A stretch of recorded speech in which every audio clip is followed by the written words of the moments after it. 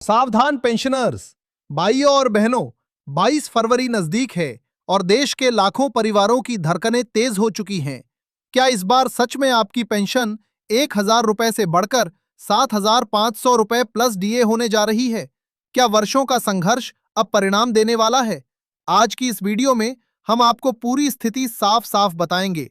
लेकिन उससे पहले आप सभी से निवेदन है, वीडियो को लाइक जरूर करें, चैनल को सब्सक्राइब करें और बेल आइकन दबा दें, क्योंकि यहां आपको सिर्फ पेंशन से जुड़ी सटीक और जिम्मेदार जानकारी मिलती है। देश में लगभग 65 से 75 लाख ईपीएस 95 पेंशनर्स लंबे समय से न्यूनतम पेंशन 7,500 रुपए और महंगाई भत्ता जोड़ने की मांग कर रहे हैं। वर्तमान में कई पेंशनर्स को मात्र 1,000 रुपए या 1,500 रुपए के आसपास पेंशन मिल रही है, जो आज की महंगाई में बेहद कम है। गैस सिलेंडर की कीमतें, दवाइयों का खर्च, खाने पीने का सामान, सब कुछ महंगा हो चुका है।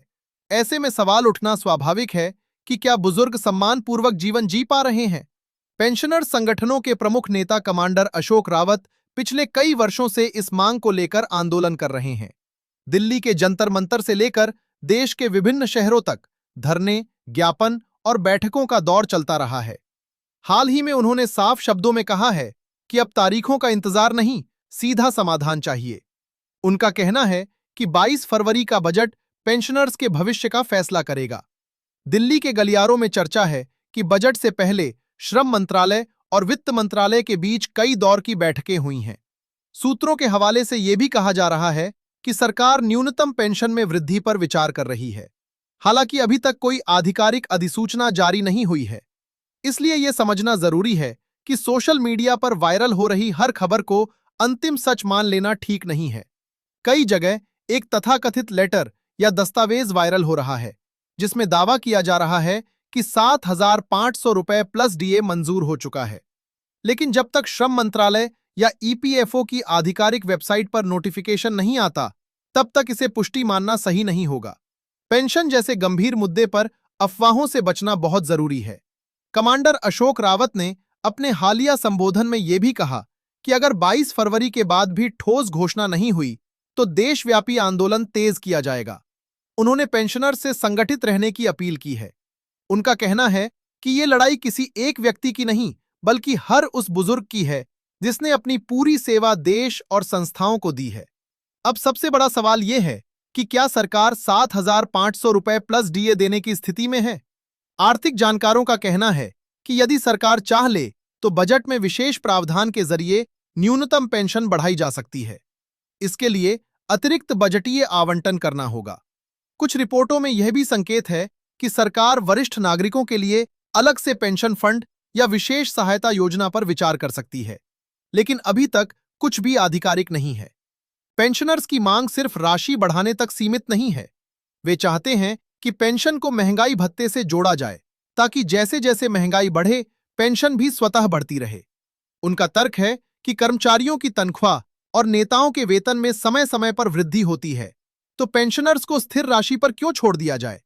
यह भी चर्चा में है कि अगर बजट में सीधी घोषणा नहीं हुई तो आंदोलन के रूप तेज हो सकते हैं, जैसे धरना, रैली या अन्य लोकतांत्रिक विरोध। हालांकि हर आंदोलन कानून के दायरे में रहकर ही होना चाहिए। पेंशनर संगठन भी बार बार यही कहते आए हैं कि उनका उद्देश्य टकराव नहीं, बल्कि सम्मानजनक समाधान है। अब 22 फरवरी की सुबह जब वित्त मंत्री संसद में बजट पेश करेंगी, तो पेंशनर्स की निगाहें हर शब्द पर होंगी। अगर बजट भाषण में ईपीएस 95 का जिक्र आता है और न्यूनतम पेंशन बढ़ाने की घोषणा होती है, तो ये लाखों परिवारों के लिए राहत की खबर होगी। लेकिन अगर कोई स्पष्ट घोषणा नहीं होती, तो असंतोष बढ़ सकता है। एक और चर्चा यह है कि सरकार डायरेक्ट बेनिफिट ट्रांसफर के माध्यम से किसी अंतरिम राहत की घोषणा कर सकती है। हालांकि ये केवल अटकलें हैं। वास्तविक स्थिति वही होगी जो आधिकारिक तौर पर घोषित की जाएगी। इस पूरे मामले में सबसे जरूरी बात है संयम और तथ्य। सोशल मीडिया पर आने वाले हर मैसेज को बिना जांचे परखे आगे भेजना उचित नहीं है। सही जानकारी के लिए हमेशा आधिकारिक स्रोतों जैसे श्रम मंत्रालय, वित्त मंत्रालय या ईपीएफओ की वेबसाइट पर नजर रखें। पेंशनर्स भाइयों, ये समय भावनाओं से ज्यादा धैर्य और एक। अब बात करते हैं उस सबसे अहम सवाल की। अगर 22 फरवरी को बजट में न्यूनतम पेंशन 7,500 रुपए प्लस डीए की घोषणा हो जाती है तो इसका वास्तविक असर क्या होगा? सबसे पहले ये लाखों परिवारों के लिए सीधी आर्थिक राहत होगी।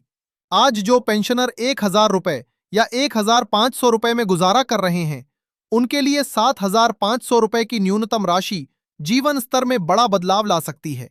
दवाइयों का नियमित खर्च, ब्लड प्रेशर और शुगर की दवाएं, जांच, डॉक्टर की फीस, इन सब पर जो दबाव है वो कुछ हद तक कम होगा।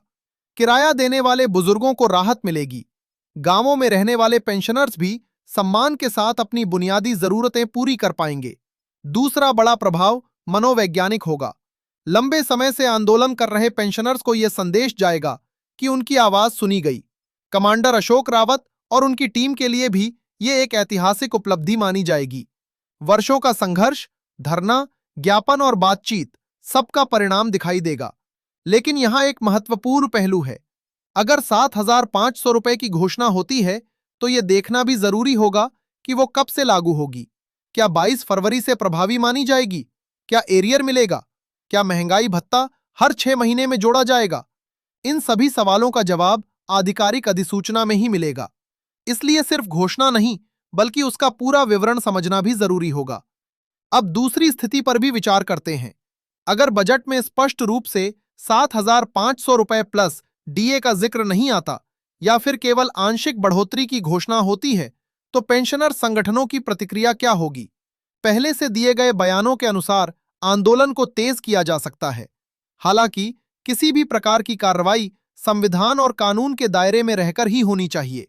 लोकतंत्र में शांतिपूर्ण विरोध हर नागरिक का अधिकार है, लेकिन व्यवस्था और सुरक्षा भी उतनी ही महत्वपूर्ण है। कुछ जानकार ये भी मानते हैं कि सरकार चरणबद्ध तरीके से पेंशन बढ़ाने का विकल्प चुन सकती है, जैसे पहले न्यूनतम पेंशन 3,000 रुपए या 5,000 रुपए करना और फिर आगे समीक्षा करना। लेकिन पेंशनर संगठन पहले ही साफ कर चुके हैं कि उनकी प्राथमिक मांग 7,500 रुपए प्लस डीए है और उससे कम उन्हें स्वीकार नहीं। एक और पहलू जिस पर चर्चा हो रही है वो है फंडिंग। अगर सरकार न्यूनतम पेंशन बढ़ाती है तो इसके लिए अतिरिक्त बजट प्रावधान की जरूरत होगी। इसका मतलब है कि वित्त मंत्रालय को स्पष्ट रूप से राशि आवंटित करनी होगी। यही वजह है कि बजट भाषण का हर शब्द महत्वपूर्ण होगा।